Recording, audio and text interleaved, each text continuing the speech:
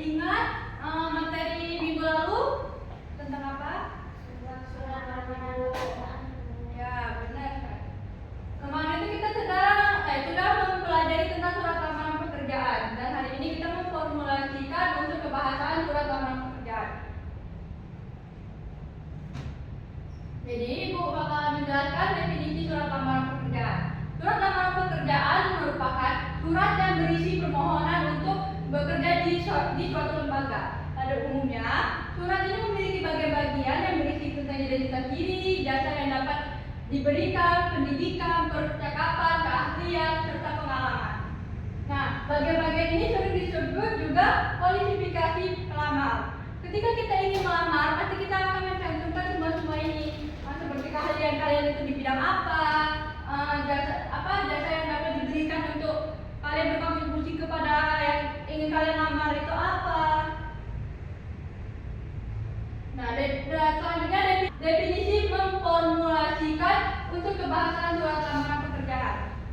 Memformulasikan untuk kebahasan surat lamaran pekerjaan adalah proses menyusun dan merumuskan bahasa yang efektif, jelas, dan sopan untuk meyakinkan penerima dan mencapai tujuan.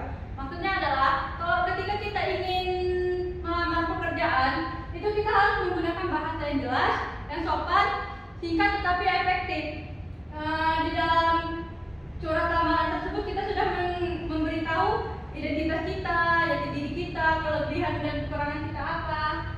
Selanjutnya, jenis surat lamaran pekerjaan. Nah, jenis surat lamaran pekerjaan ini ada dua. Yang pertamanya berdasarkan surat lamaran pekerjaan yang digabungkan dengan riwayat hidup atau kurikulum vitae. Dalam cara ini riwayat hidup termasuk isi karena isinya berupa gabungan. Cara ini juga disebut dengan model gabungan. Yang kedua, surat lamaran yang dipisahkan dari riwayat hidup. Dalam cara ini riwayat hidup merupakan lampiran dan cara ini disebut dengan model terpisah. Maksudnya itu gabungan itu tuh surat lamarannya itu sudah tergabung dengan CV-CV kita atau seperti riwayat hidup kita itu sudah digabungkan. Sedangkan surat lamaran yang dipisahkan ini riwayat hidup kita itu berpisah dengan model lampiran-lampiran yang ingin kita berikan kepada suatu kantor atau itu kita kirimkan secara terpisah. Kemudian untuk kebahasaan. Nah, ini kita bakalan perhatikan baik-baik ya, karena ini bakalan Ibu kaitkan dengan tugas kalian. Yang pertama itu bahasa formal dan sopan. Nah, ketika kita ingin mengirimkan surat lamaran pekerjaan, kita harus menggunakan bahasa yang sopan dan formal. Kenapa? Karena ketika kita ingin melamar pekerjaan itu tuh terkadang seseorang yang menerima surat kita tuh udah dapat menilai dengan cara melihat surat itu apakah kalian sopan, apakah kalian layak diterima di kantor tersebut, dan kedua itu kalimat yang efektif dan singkat. Nah, tidak perlu kalian berlembar-lembar mengirim surat pekerjaan itu, yang penting jelas dan sudah lengkap apa saja yang terisi di dalam surat tersebut. Ketiga itu kata-kata teknis dan profesional atau bahasa persuasif. Yang kelima, struktur kalimat yang jelas, sama seperti kalimat-kalimat efektif yang mudah dipahami, sehingga mereka tuh ketika membaca surat kalian yang kalian berikan, mereka sudah paham apa yang kalian tujuan kalian itu melamar pekerjaan itu tuh apa. Penggunaan kata-kata yang baku, sama seperti bahasa yang formal, menghindari kesalahan ejaan dan tata bahasa. Ini sering terjadi karena kita kurang teliti dalam menulis surat lamaran pekerjaan. Nah, ini struktur surat lamaran. Strukturnya itu tuh kayak istilahnya isi-isi yang ada pada surat. Yang pertama itu ada judul surat, nama dan alamat pengirim, tanggal. Yang keempat, nama dan alamat penerima, salam pembuka, perkenalan, tujuan, kualifikasi, penutup, tanda tangan, dan lampiran CV. Nah, ini bisa kalian gabungkan dalam satu surat, ataupun bisa misalnya kayak lampiran CV kalian itu kan bisa kan ijazah itu tuh kayak keahlian kalian itu, atau kelebihan kayak sertifikat itu pasti bakalan digunakan. Nah, ini langkah-langkah memformulasikan. Yang pertama tuh tentukan tujuan dan jenis pekerjaan. Hal ini pertama tuh harus menentukan apa tujuan kalian bekerja di situ, misalkan kalian ini ahlinya di bidang gimana gitu kan. Misalnya kalian ingin mendaftar di bidang guru matematika. Nah, pastikan kalian itu memahami apa itu matematika. Kalau misalnya kalian tidak sesuai dengan kemampuan atau di bidang itu, kalian bakalan terdiskualifikasi atau tidak diterima karena kalian tidak memenuhi syarat kemampuan di dalam bidang tersebut. Ada itu mengumpulkan informasi tentang perusahaan. Nah, sebelum itu tuh kalian itu harus mengumpulkan apa syarat-syaratnya, kayak perusahaan itu tuh bagus atau tidak, layak atau tidak yang kalian daftarkan. Kedua, yang ketiga tuh susun struktur surat itu tuh sama kayak yang tadi ya, telah menjelaskan apa saja yang ada terdapat di isi surat tersebut. Yang kelima itu jelaskan kualifikasi dan pengalaman. Tulis penutup yang persuasif, periksa ayaan dan tata bahasa. Nah, nomor 7 ini sangat penting karena ketika kalian tidak memeriksa lagi, kalian bakalan ketika ada yang salah di dalam surat pekerjaan itu tuh bakalan tidak tahu, dan itu bakalan mengakibatkan kesalahan yang fatal. Yang terakhir itu revisi dan finalisasi. Finalisasi ini maksudnya ketika kita sudah yakin baru kita mengirimkan surat lamaran pekerjaan ke tujuan yang ingin kita tuju. Selanjutnya ciri-ciri kebahasaan. Nah, kebahasaan ini kan sudah pernah kita pelajari. Ciri-cirinya seperti objektif, formal, singkat, jelas, persuasif, profesional, dan formal. Nah, sudah paham semua kan ciri-ciri kebahasaan kan minggu lalu kita sudah mempelajari. Jadi tidak perlu ibu jelaskan lagi. Yang penting nanti kalian catat aja ya. Nah, ini contoh kalimat. Contoh kalimat ini yang kayak istilahnya dia perlu berada di dalam surat itu. Misalnya dengan formal saya mengajukan diri sebagai jabatan. Nah, sebagai jabatan apa kalian ingin mengajukan diri kepada perusahaan tersebut atau kantor tersebut?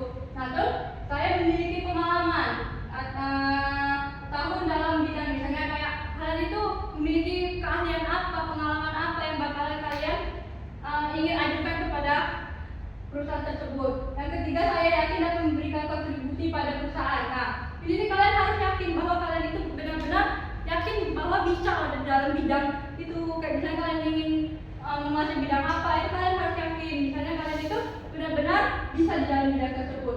Yang keempat, saya melampirkan CV dan ijazah sebagai bahan pertimbangan. Nah, yang nomor 4 ini nih sebagai bukti bahwa kalian itu tidak hanya mengada-ngada. Itu tuh bukti CV dan ijazah itu bahwa kalian itu memang pernah melakukan pengalaman tersebut atau bukti-bukti yang memenuhi syarat surat lamaran pekerjaan.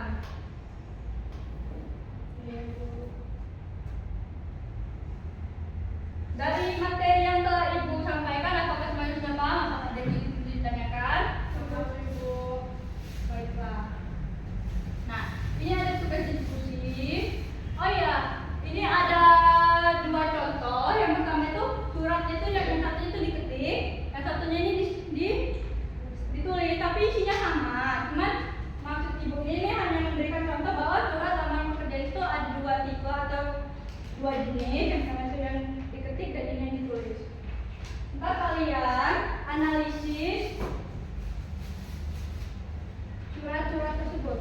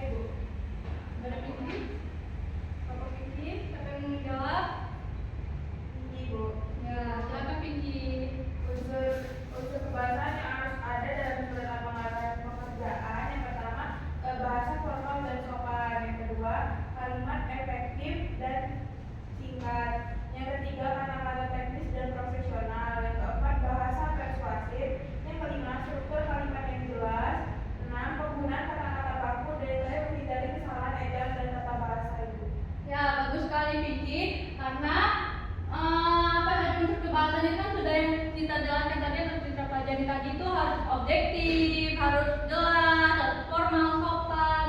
Nah, apakah kamu cuma ada kayak tambahan atau apa jawabannya sama? Sama Ibu, seperti itu. Nah, yang kedua, bagaimana cara membuat kalimat efektif dalam surat lamaran pekerjaan? Ya. Cara membuat kalimat efektif dalam surat lamaran itu gunakan kalimat singkat dan padat.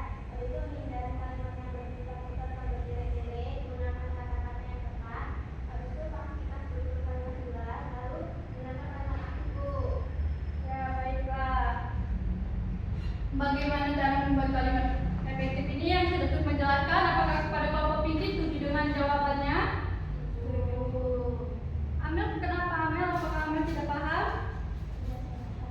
Ya, kalau misalnya sudah paham, tolong jelaskan apa perbedaan antara bahasa formal dan informal dalam surat lamaran pekerjaan. Nah, jadi perbedaannya itu di dalam bahasa formal ini bersifat sopan, resmi dan tidak menggunakan kata slang. Nah, terus yang bahasa informalnya santai, tidak resmi dan menggunakan bahasa slang. Contohnya dengan format. Nah, ini formal. Nah, sedangkan yang informal kalau Ya, baik, pintar sekali Amel. Apa perbedaan antara formal dan informal itu? Ya pasti kalian sudah paham bagaimana situasi yang harus digunakan atau bahasa-bahasa yang harus digunakan.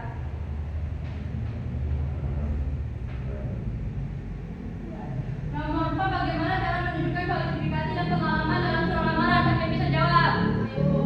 ya mulai Dadah, stop. Jangan ribut ya. Tadi kan Sukma sudah menjawab. Sekarang kasih saja dulu ya. Karena kita di sini bakalan membagi nilai dengan adil. Kalian sama-sama paham. Baik, kepada Asifa, silakan dijawab. Baik Ibu, jadi Ya, sudah Sukma. Bakalan rata kan nilai kalian kalau misalnya kalian cuma jawab. Tidak ada yang lebih besar atau lebih kecil. Kepada Asifa. Baik, jadi bagaimana cara menunjukkan kualifikasi dan pengalaman dalam surat lamaran itu? Yang pertama, sebutkan pengalaman kerja yang relevan, kemudian tuliskan kualifikasi pendidikan, kemudian sertakan sertifikat atau lisensi itu juga sangat berguna, kemudian jelaskan kemampuan kita atau kalian, keahlian, dan yang terakhir itu berikan contoh-contoh prestasi yang pernah kita dapat gitu Ibu.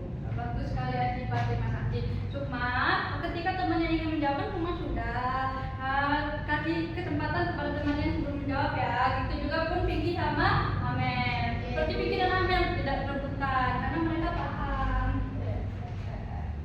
Dadah, seperti kembali lagi ya, kita memahami materi yang kita pelajari hari ini. Sudah selesai juga diskusinya. Apakah kalian paham dengan materi yang telah Ibu berikan? Paham, Ibu. Ya, baiklah. Terima kasih ketika kalau kalian sudah menyimak. Pada ketua kelas untuk menutup pelajaran kita berdoa terlebih dahulu ya. Sebelum menutup pembelajaran, marilah kita berdoa. Berdoa sama-sama.